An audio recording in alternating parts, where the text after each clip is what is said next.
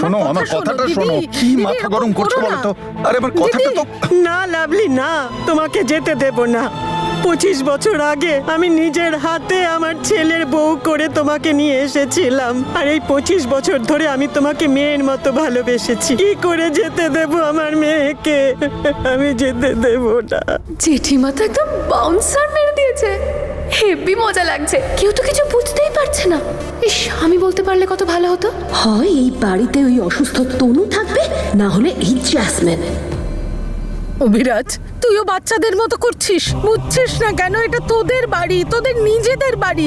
বোঝা না তোর মাকে, কি জেদ ধরে বসে আছে।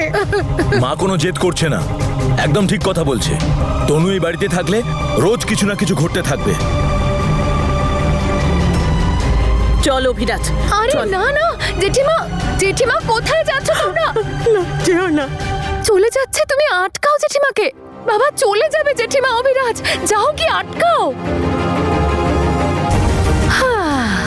মনে হচ্ছে এইবার তনুকে এরা সবাই মিলে অ্যাসাইলাম পাঠিয়েই দেবে। আচ্ছা এবার আঙ্কেল।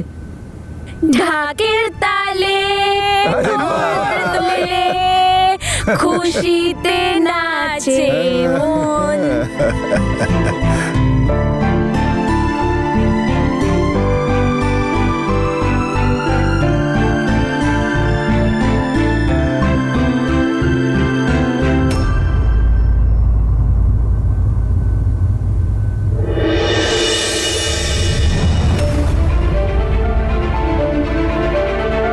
এই দেখো দিদি, এসব আমি কি দেখছি? বীর সারা জীবনের জন্য এই মেয়েটাকে এই বাড়িতেই রাখবে নাকি? মনে হচ্ছে সন্ধুরা এই মেন্টাল মেয়েটাকে তোমার ঘাড়ে চাপিয়ে দিল।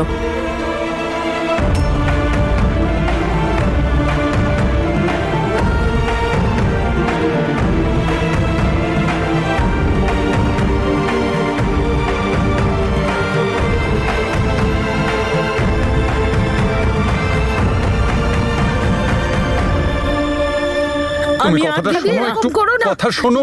এরকম করো না তুমি। আমাদের ছেড়ে চলে যেও না, যেও কাকি, না please. আমার সোনা। জেঠিমা, জেঠিমা অভিরাজ চলো কোথায় কেন? চলে যাচ্ছ তোমরা? জেঠিমা তুমি হঠকারিতা এসব কি সিদ্ধান্ত নিচ্ছ? তুমি জানো তো আমি তোমাকে ছাড়া থাকতে পারবো না। চলো তো বাড়িতে, চলো। কি সব বলছো তুমি? এটা তুই বুঝতে পারবি, কিন্তু ওরা বুঝলে তো। মা, মা কি হয়েছে তোমার? তুমি তনুর সাথে কেন এরকম করছো?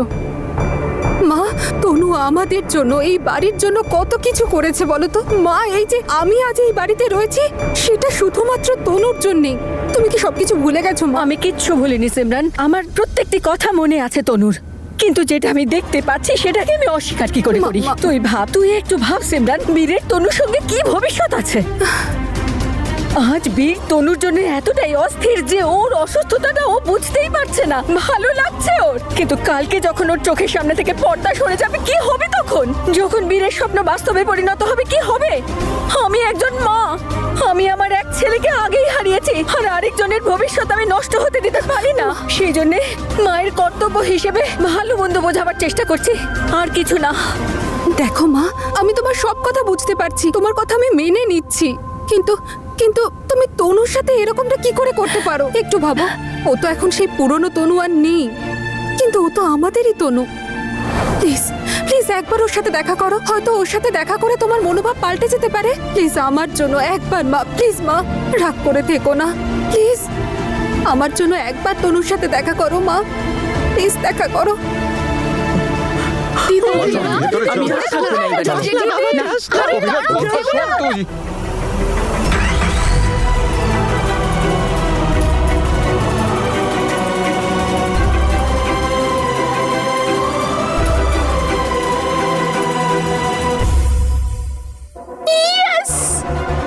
যাক বাবা, জেঠিমা তো চলে গেছে, আর বীর শুধুমাত্র আমাকে বিয়ে করতে আসবে।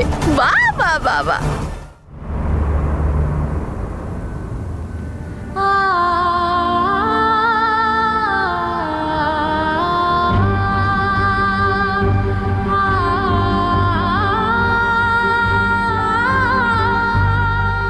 তনু আমার মা।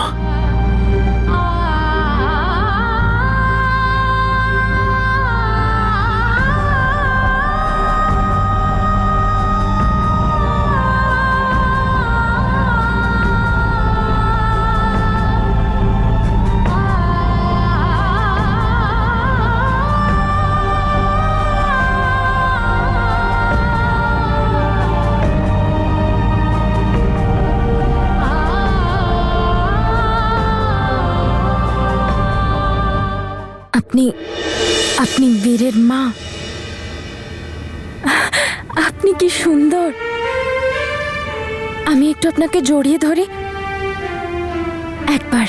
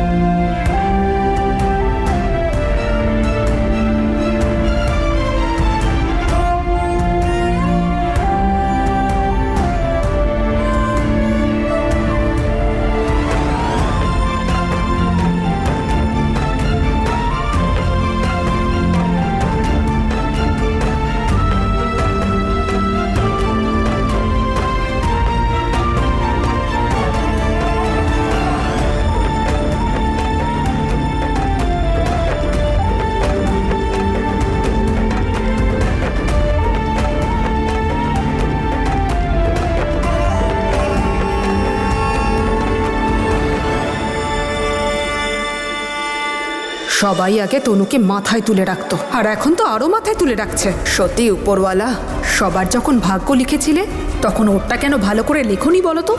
কে জানে জেঠিমার মাথায় কোন ভূত চাপলো যেই ধরনের একটা শর্ত রাখলো আমাদের সামনে। এরকম শর্ত আবার কেউ দেয় নাকি বলতো? হয় তনু থাকবে না হলে আমি থাকবো। কে জানে কি হয়েছে জেঠিমার। আর তোমরা অভিরাজকে দেখলে কিরকম 1 মিনিটে বদলে গেল। ওর বিয়ে ভেঙে গেল বলে এমন বিহেভ করলো যেন আমাদের সঙ্গে ওর কোনো সম্পর্কই নেই। এত ভেবো না তুমি ঠাম্মি, ছাড়ো তো ওদের। তুমি সামলাও নিজেকে। আমি তোমার জন্য জল নিয়ে আসছি। হ্যাঁ মা। এসব কি হয়ে গেল ভাই? আমি কোনদিন স্বপ্নেও ভাবতে পারিনি যে তনু আজ পর্যন্ত আমাদের সবাইকে একসাথে জুড়ে রেখেছিল, একদিন তার জন্যই সম্পর্ক ভেঙে যাবে। আমি স্বীকার করছি যে খুব খারাপ হয়েছে, কিন্তু দাদা, আমি তোমার কাছে অপরাধী হতে পারি, কিন্তু তনুর কাছে নয়। মা, এই দেখো লাড্ডু বীরের বাড়ি থেকে এনেছি। আর জানো ওখানে আমরা কত মজা করেছি, গেমস খেলেছি, ক্যারামও খেলেছি। বলো না। হ্যাঁ আন্টি, দারুণ খেলেও, ক্যারামে সবাইকে হারিয়ে দিয়েছে। হ্যাঁ, আমি না কুইনকে এইভাবে মেরেছি আর জিতে গেছি। আর জানো অন্তাক্ষরীও খেলেছি। আমরা এখানেও খেলবো। হ্যাঁ মা, নিশ্চয়ই খেলবো। আচ্ছা তনু, আজ অনেক আনন্দ করেছো না তুমি? পেয়ে গেছো হয়তো, তাহলে যাও এখন গিয়ে একটু রেস্ট করে নাও। তুমিও চলো। হ্যাঁ আমি আসছি, আমি তোমার জন্য দুধ নিয়ে আসছি, তুমি এগো। ঠিক আছে। ঠিক আছে, আমি আসছি।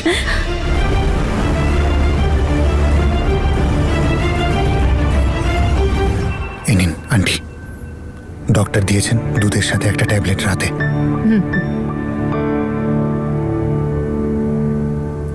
জেসমিন কোথায়? ও ভেতরে আছে বাবা। আজ হঠাৎ আমার এত কথা মনে পড়ছে কেন? তনু ম্যাডাম আবার রেখে কিছু বলে দেয়নি তো? এখন আমাদের তনুর আগের থেকেও বেশি খেয়াল রাখতে হবে। এখন তনুকে 1 মিনিটের জন্য আলাদা রাখা যাবে না। আপনাদের মধ্যে কাউকে একজনকে সব সময় তনুর সাথে থাকতে হবে। আর তনু কারোর সাথে যেন বাইরে একা না যায়। যদি ওর বাইরে যেতে হয় তাহলে শুধু আমি নিয়ে যাব।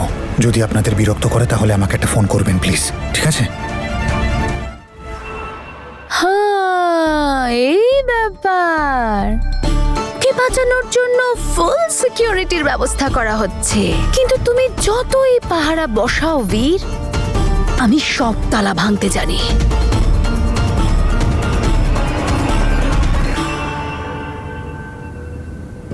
মাহি, নে, তুই এখানে একা একা বসে আছিস কেন? কি হয়েছে? তুই কাঁদছিস কেন? কেউ তোকে কিছু বলেছে?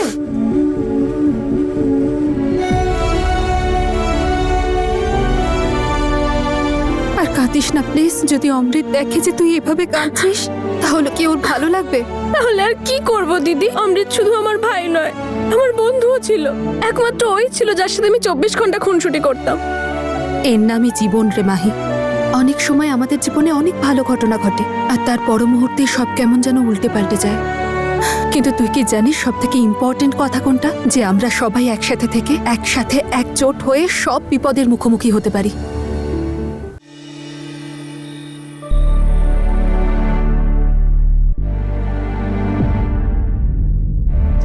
আর যেটা হয়েছে গো, খুব খারাপ হয়েছে। আমাদের এত বছরের ভালোবাসা, এত বছরের সঙ্গ এক ঝটকায় ভেঙে গেছে।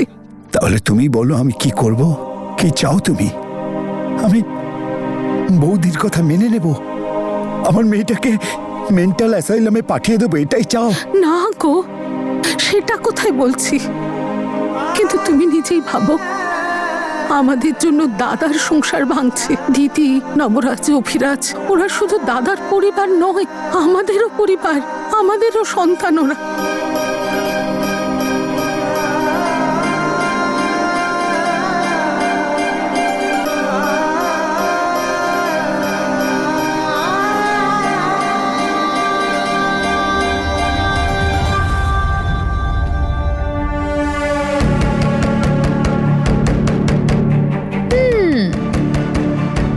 তনুকে মেন্টাল হসপিটালে পাঠাতে হবে বলে জেঠিমা লোহা গরম করে চলে গেল। এবার আমাকে শুধু আমার ট্রমার হাতুড়িটা মারতে হবে।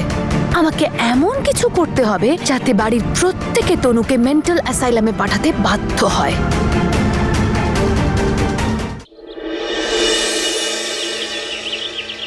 এই বিল্লু, কোমল, আমি না বীরের বাড়িতেও গেছিলাম। আর জানিস আমি কি কি করেছি? বলছি তো, দাঁড়া। ওখানে আমি অনেক গেমস খেলেছি আর আমি জিতেও ছিলাম ক্যারামে। আর কি করলি? বিল্লু দাঁড়া না, বলছি তো। আর আমি লাড্ডুও খেয়েছিলাম, চাও খেয়েছিলাম। হ্যাঁ, আর একটা কথা তো বলতেই ভুলে গেছি তোদের। আমরা না একবার বাইরে গেছিলাম ঘুরতে বাইকে করে। ওখানে বাইকটাই খারাপ হয়ে গেল।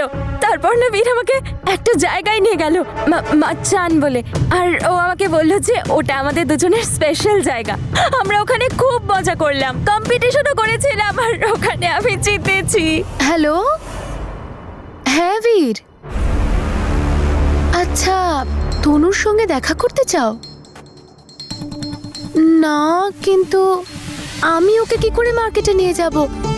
ও তো আমার সঙ্গে কোথাও যেতেই চায় না। মানে ও পছন্দ করে না তো আমাকে। বাজে বোন সবসময় বলে ডাকে তো। আচ্ছা, আমি ট্রাই করতে পারি। ওকে, বাই। কার সাথে কথা বলছিলি? বীরের সঙ্গে। ও দেখা করতে চায় তোর সাথে। বলছিল যে তনুকে নিজের সঙ্গে করে নিয়ে যাব আর বিয়ের কিছু শপিং করে আনবো, কিন্তু আমি না করে দিয়েছি। কেন? তুই আবার আমার সঙ্গে যাবি নাকি? না না না না না, আমি যাব তো, যাব। বীর ডেকেছে যখন আমি যাব। ওভাবে কি দেখছিস? বললাম তো যাব। ঠিক আছে, আমি নিয়ে যাব তোকে। কি হলো? তুই তো আমাকে সবসময় বাজেই বলিস, বাজে বোন বলে ডাকিস আমায়। মাও তো তোকে আমার সঙ্গে যেতে দেবে না বল। ফুটবল ম্যাচে তুই যা করেছিলিস বাবা, আর তারপর সব দোষ আমার ঘাড়ে চাপিয়ে দিয়েছিলিস। আমি কথা বলে নেব মায়ের সাথে, মা আমাকে বারণ করবে না। কথা তো তুই বলতেই পারবি, কিন্তু মা তো এখন ঘরে নেই, বাথরুমে গেছে, টাইম লাগবে আসতে। আর বাড়িতে এখন সবাই খুব চিন্তায় আছে তোকে নিয়ে। তোকে একটা কথা বলবো, কাউকে বলিস না কিন্তু যে কথাটা আমি তোকে বলেছি। আরে তোর জন্য ওই জেঠিমা আছে না, জেঠিমা, ও চলে গেছে আমাদের বাড়ি ছেড়ে। জেঠি চলে গেছে? হ্যাঁ, ওরা আর কখনো ফিরে আসবে না। বাবাও তোর উপর খুব রেগে আছে। তুই এখন এসব বাদ দে তো, আমি তোকে বীরের সঙ্গে দেখা করাতে নিয়ে যাব। কিন্তু তুই বাড়িতে কাউকে প্লিজ কিছু বলিস না, না হলে কিন্তু তোকে কেউ যেতে দেবে না। আমি পরে সবাইকে কল করে বলে দেবো।